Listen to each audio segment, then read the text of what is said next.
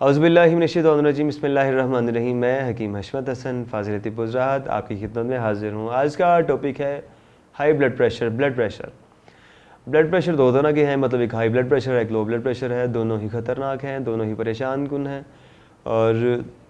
सबसे पहले जो छोटा टॉपिक है उस पर बात की तरफ चलता हूँ, वो है कि low blood pressure. Low blood pressure के अंदर हमारा जो कि दिल के बाफ्ते जो सिस्टोलिक और डायसिस्टोलिक प्रेशर जो हमारी वेन के ऊपर हमारा हार्ट डालता है वो प्रेशर डाउन हो जाता है, और इसकी वजह से आम रूटीन में जो लो होता है तो हमारी टांगों के अंदर से जान निकलना शुरू हो जाती है, चला नहीं जा रहा, इंसान खड़ा खड़ा बेहोश भी हो सकता है, गिर जाता है। और इसकी वजह से फ़ौरन से इसके साथ साथ भी शुगर लेवल डाउन हो जाता है, जो कि इंसान को शुगर लेवल डाउन होने से वो पता नहीं चल पाता कि मर्ज़ क्या है, मसला क्या हो रहा है। इसकी आम अलामतें जिस्म को हाथ लगाएं तो जिस्म का कांपना, जिस्म का ठंडा होना, मतलब आपके सामने अगर कोई भी बेहोश होकर गिर रहा है तो आप उसको जिस्म को हाथ लगाएं। अगर उसको जिस्म में पसीना आ रहा है, गीला हुआ है और जिस्म ठंडा है तो समझ जाएँ कि इसका ब्लड प्रेशर डाउन है। और आप उस कंडीशन में उस बंदे को फ़ौरन से पानी के अंदर नमक मिला के दे दें, फ़ौरन से नमक उसकी ज़ुबान पे रख दें, या कोई नमक एक चम्मच चुटकी नमक की एक आधी चम्मच चीनी की पानी में शेक करके उसको पिला दें। जब उसकी ज़ुबान पे रखेंगे तो विद इन 5 मिनट वो बंदा रिकवरी की तरफ आना शुरू हो जाएगा, और फिर 10-15 मिनट बैठ के रेस्ट करेगा और उसके बाद दोबारा अपनी नॉर्मल कंडीशन में आ जाएगा। ऐसे पर्सन को बहुत ज़्यादा ध्यान रखना पड़ता है। इसकी बहुत सी वजह यह है कि अक्सर लोग जो सुबह नाश्ता नहीं करते, 5-6 बजे तक उसी कंडीशन में चलते फिरते रहते हैं, अपने काम करते हैं बाइक पे ये वो। और जब हमारी बॉडी आम रूटीन में ऐसे फैट्स और हमारा जो कैसे बोलते हैं एटीपीज़ यूज़ करते हैं, हमारे जो कैसे बोलते हैं कैलोरीज़ यूज़ करते हैं, तो वो जब कैलोरीज़ बर्न होती हैं उसके बाद जो वेस्ट मटेरियल जैसे गैस बनती है, मेटाबॉलिक रिएक्शन जो चल रहे हैं उनमें जो हमारी कैलोरीज़ बन रही हैं, ये कैलोरीज़ बनते हुए हमारा ये चीज़ सारा सिस्टम साथ में यूज़ होती है, हमारी एनर्जी यूज़ हो रही होती है। जब वो सिस्टम अचानक से रुकता है तो बीपी डाउन हो जाता है, शुगर लेवल डाउन हो जाता है। इसको कवर करने के लिए ये चीज़, इसको हम नॉर्मल स्लाइन भी कहते हैं। लेकिन ये है कि आप किसी भी पेशेंट को उसकी हाथ से, उसकी नब्ज़ से फ़ौरन से जज कर सकते हो, इमेजिन कर सकते हो कि इसकी आम अलामतन फिर से कहूँगा कि माथे पे पसीना, ठंडे पसीने का आना, जिसमें त्रेड़ियाँ, झटके का आना, ऐसे इंसान कांपता है। और इसके अलावा हाथ, जिस्म को जब हाथ लगाएंगे तो वो गीला होगा और ठंडा हुआ होगा, तो इसमें फ़ौरन से पहले आप उसको फिर नीम गर्म दूध पत्ती दे सकते हैं, चाय दे सकते हैं, लेकिन पहले उसको बीपी को पूरा करने के लिए नमक और चीनी मिला के दें, ताकि नमकियात भी और शुगर लेवल भी अप जाएगा तो ठीक होना शुरू हो जाएगा। अब हमारा दूसरा टॉपिक है फ़शार दम कवी, high blood pressure. High blood pressure इस कदर मूज़ी और ख़तरनाक है कि आपको चलते फिरते इंसान को कब्र की अंधेरे तक पहुँचा देता है। इसी की वजह से हमारा जो है वो हार्ट अटैक हमें होने का खदशा होता है, इसी की वजह से खदशा होता है फालिज का, इसी की वजह से खदशा होता है लकवे का, इसी की वजह से जो है ना ब्रेन हेमरेज का खतरा होता है। अब फ़शार दम कवी होने से क्या मुराद है कि हमारे दिल का ज़्यादा फोर्स के साथ पंप करना, जिसकी वजह से वो क्लाट जो हमारे यूरिक एसिड, जिसे आम रूटीन में बोला जाता है, यूरिक एसिड बेसिकली होता है यह है कि हमारे खून का गदलापन, गाढ़ापन, जो कि हमारी वेंस के अंदर, जिसे तिब के अंदर सुफरा बोलते हैं, सुधा बोलते हैं, जो कि सुफरा जल गाढ़ा हो गए जल के सुधा बन जाता है, जो कि वेंस को ब्लॉक कर देता है, उसका रास्ता खफीफ कर देता है, बरीक कर देता है। तो उससे जब हमारा खोलने के लिए उस ब्लॉकेज को दिल ज़्यादा पंप पुश करता है, जब ज़्यादा पंप से प्रेशर के साथ खून को भेजता है, तो जब वो प्रेशर रुकता है आगे, तो जिस एरिया में प्रेशर ज़्यादा बढ़ेगा, अगर वो वेन दिमाग में जा रही है, उस जगह पे क्लॉट हमारा रुका हुआ है, हमारी बलगम जमी हुई है, जली हुई है, जिसकी वजह से वो उस जगह पे जब हमारी जो वेन है ना, हमारी जो आर्टरीज जब डैमेज होती हैं उसके ऊपर कट लगता है, वो जैसे जो ब्लड निकलेगा जिस ए पोर्शन के ऊपर पड़ेगा, अगर वो हमारे हार्ट को कंट्रोल कर रहा है तो वो हमारा ब्रेन हेमरेज में उसकी ब्रेन हेमरेज की शिकायत हो जाएगी, तो उससे डेथ कन्फर्म है। और अगर वो ऐसे पोर्शन को कवर कर रहा है जो कि हमारा इनवॉलंटरी सिस्टम चला रहे हैं, जिसमें हमारे मतलब दिल नहीं आ रहा, हमारे फेफड़े नहीं आ रहे, हमारा सिलसिले नहीं चल रहे, बल्कि हमारा खाने पीने का सिलसिला है, हमारा मूवमेंट के सिलसिले चल रहे हैं, तो इस मैटर के अंदर हमारी कंडीशन ये हो जाती है कि बंदा जो है ना पैरालाइज हो जाता है एक साइड से, चाहे वो राइट साइड, अगर वो राइट पे पड़ेगा तो लेफ्ट पोर्शन हो जाएगा, अगर लेफ्ट पे पड़ गया तो राइट वाला पोर्शन हमारा डैमेज हो जाएगा। और अगर यही ब्रेन जो हेमरेज दिमाग में हुआ, अगर वो दिमाग की जगह दिल के करीब हो जाए तो दिल का फट जाना, उससे खून की उल्टी आएगी, और जमा हुआ खून लोथड़ों की फॉर्म में उल्टी में आएगा, और उसमें भी इंसान का बचना, वो बस देख के जब भी हम किसी को ऐसी कंडीशन में देखते हैं तो फिर उसमें बगैर सिर्फ़ और सिर्फ तलकीन और सब्र का ही हुक्म देते हैं कि आप सब्र करें, ये अल्लाह पाक की रज़ा है, और इससे पेशेंट का बचना, वापस आना बहुत मुश्किल है। अब इसके पीछे बहुत सी वजूहात हैं। फ़शार दम का कवी होना, ब्लड प्रेशर के हाई होने की वजह की सबसे पीछे ख़ास वजूहात गुर्दे का प्रॉपर से खून को फ्रेश ना करना, साफ़ ना करना है। इसके पीछे हमारे हज़म का ख़राब होना भी है, हमारी ग़िज़ा साले नहीं है, हम गंदगी फ़ास्ट फूड खाते हैं, जंक फूड्स खाते हैं, बिरयानी, स्पाइसेस, पराठा, शवारमा, और मतलब जो आम रूटीन में गंदगी में बने हुए पकौड़े शकोड़े हैं वो यूज़ करते हैं। तो हमारे मैदे की तजाबीत को तपश को बढ़ा देते हैं, जिसकी वजह से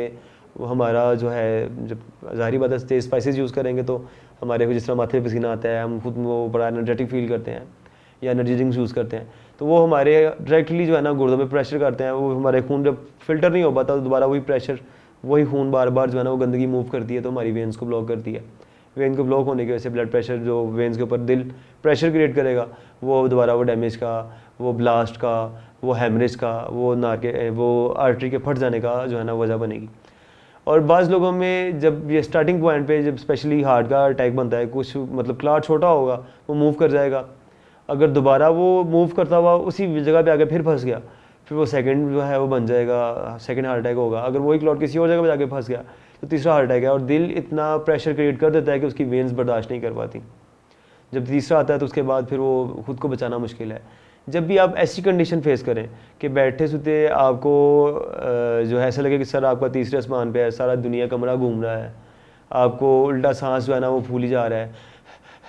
इस तरह सांस की आवाज़ आ रही है, जिसे बोलते हैं हिड़कड़ी लगना, उस तरह सांस चल रहा है आपका, या आपको जो है बहुत से मसाइल ऐसे क्रिएट होने के, आपने बहुत सी हैवी चीज़ें खा ली हैं, जिससे चीज़ खा लिया आपने बहुत फार्म में, बहुत ज़्यादा क्वांटिटी में, या देसी घी को यूज़ कर लिया है हैवी डोज में, तो उसमें आपको फ़ौरन से चाहिए कि ऐसी चीज़ का यूज़ करें जो कि आपके हाजम को कभी करे, जो कि आपकी वेन्स को, खून को पतला करे, डाइल्यूट करे, जिससे कि तिब के अंदर एमरजेंसी कंडीशन में जो हम यूज़ करते हैं या करवाते हैं, वो चीज़ ये है कि आप पानी के अंदर 1 चम्मच शहद का मिला दें, जिसको तिब के अंदर माउल उसल कहा जाता है, मतलब शहद का पानी, ये पिला दें 5 मिनट के अंदर, तबीयत नॉर्मल हो जाएगी। लेकिन ये खून को पतला करेगा, परमानेंटली हल ये नहीं है। ये वक्ती तौर पे, जैसे कि अगर कोई गिर रहा है तो उसको सपोर्ट देने के लिए, फ़ौरन से खड़ा करने के लिए, डैमेज से बचाने के लिए, नुकसान से बचाने के लिए ये चीज़ है, इसको दें तो फ़ौरन रिस्पॉन्स मिलेगा। लेकिन जो असल वजह है, गुर्दे फ्रेश काम नहीं कर रहे, तो उसका पेशाब खोलें, उसको पेशाब ज़्यादा लाने वाली मुद्रे बोल, जो कि पेशाब को ज़्यादा लेके आती है, ऐसी मेडिसिन का यूज़ करवाया जाएगा। और अगर उसके मैदे की वजह से हो रहा है तो ज़्यादा हज़म करने वाली ऐसी ग़िज़ाएँ जो कि खुराक को जल्दी तोड़ फोड़ करें, हज़म करें, ऐसी चीज़ों का इस्तेमाल किया जाएगा। और अगर ये वजह दिल की धड़कन का बढ़ने की वजह से है, जैसे डिप्रेशन है, स्ट्रेस है, एंजाइटी है, तो उस वजह से उसमें हम दिल को मूव करने के लिए, जैसे जो है जो कि हमारे मुकव्वी क़ल्ब अद्वियात, जो कि दिल को ताकत है, इसमें खमीरा गोज़बान सूचे मोती वाला सर फहरिस्त आता है, और दुआउल मिस्क सर फहरिस्त है, जो कि इवन के किसी की जान निकल रही हो तो दवाई पिलाई जाए तो 8 से 10 मिनट तक उस बंदे की ज़िंदगी को एक्सेस कर सकती हैं। इतनी ताकत वाली दवाइयाँ मौजूद हैं तिब के अंदर, इन चीज़ों का इस्तेमाल किया जाता है। और अगर किसी को ब्रेन हेमरेज हो जाए, फालज हो जाए, लकवा हो जाए, हार्ट अटैक का मसला हो जाए, तो फ़ौरन से वो अपनी रूटीन बना ले कि सुबह शाम पानी शहद में मिला के माउल उसल ले। और जो कि डैमेज हेमरेज की वजह से डैमेज हो रहा है, जैसे कि उसके चेहरा अगर उसकी मसल मूव कर गए, लकवे की फार्म आ गई है या फालज हो गया, तो उसके इलाज में सबसे ख़ास चीज़, अवलीन चीज़ एक तो फ़ाका है, रोज़ा करना है कि भूखे रहें। आपका जो मेटाबॉलिक सिस्टम चल रहे हैं, आपका जो आपका निज़ाम हज़म चल रहा है, वो अब उसी फैट्स को तोड़ के अपनी ज़रूरियात ज़िंदगी में यूटिलाइज़ कर देगा। भूखा रहना, फ़ाका करना, जो कि अल्लाह पाक ने रोज़े की मद में हमें दिया हुआ है, उसकी तरफ से बेहतरीन ये तोहफ़ा है। और मर्ज़ की हालत में दोबारा फ़ाका करवाना, इवन कि 15-15 दिन तक फ़ाका किया जा सकता है, जिसमें सिर्फ पानी, माउल उसल और माउल रैम बोलते हैं परिंदे का पानी को, जिसमें मुर्गे का, कबूतर का, बटेर का शोरबा बना के, काली मिर्च डाल के, बादाम डाल के, बग़ैर लाल मिर्च के, बग़ैर हरी मिर्च के, ये पानी उसका शोरबा तैयार किया जाता है, जो कि शोरबा पिलाया जाता है। इसके अलावा खाने के लिए हर चीज़ ब्लॉक कर दी जाती है, बंद कर दी जाती है, और माइनर सी दिल को कभी करने वाली मेडिसिन यूज़ करवाई जाती हैं। यही प्रॉपर हल है, प्रॉपर इलाज है। और बहुत से लोग अल्लाह पाक के करम से इस चीज़ से मुस्तफ़ीद हो रहे हैं, फैज़याब हो रहे हैं। अल्लाह पाक के करम से मालिक उनको शफ़ा तंदुरुस्ती अता कर देता है, और हमारी मेडिसिन में साइड इफ़ेक्ट किसी किस्म का नहीं है। और अगर हम फेस करते हैं, फील करते हैं कि मर्ज़ ज़्यादा सीवियर कंडीशन में है, तो हम उसको रेफ़र कर देते हैं कि इसका इलाज हम नहीं कर सकते, क्योंकि हम हर्बल हैं, हम ज़्यादा हैवी एमरजेंसी को डील नहीं करते, क्योंकि हमारा पास जो लिमिट अल्लाह पाक ने हमें दी हुई, हम उसी के अंदर रहते हुए, जो हमें अल्लाह पाक ने अप्रोच दी हुई, इसी के अंदर रहते हुए हम काम करते हैं। और अल्हम्दुलिल्लाह अल्लाह पाक के करम से बहुत से लोग अभी भी हमें इस चीज़ों में भी दुआ देते हैं कि आपने नब्ज़ दे के बताया हमें कि हमारा ब्लड प्रेशर इतना बढ़ा हुआ है, आपको ये चीज़ डैमेज हो रही है, आप इन चीज़ों से परहेज़ करें, ये खुराक खाएँ। और डॉक्टर्स लोग भी उन्हें मेडिसिन तो दे देते हैं, लेकिन डाइट नहीं बताते, लोग डाइट के लिए फिर हमसे कंसल्ट करते हैं। और हमारी सर्विसेज हर हाल में आपके लिए हाजिर हैं। हमारी ज़िंदगी का मकसद तिब है और लोगों की जो है इंसानियत की फ़लाह व बहबूद है। अपने मेज़बान हकीम अशफत हुसैन को दे इजाज़त। वस्सलामु अलैकुम व रहमतुल्लाहि व बरकातुहू।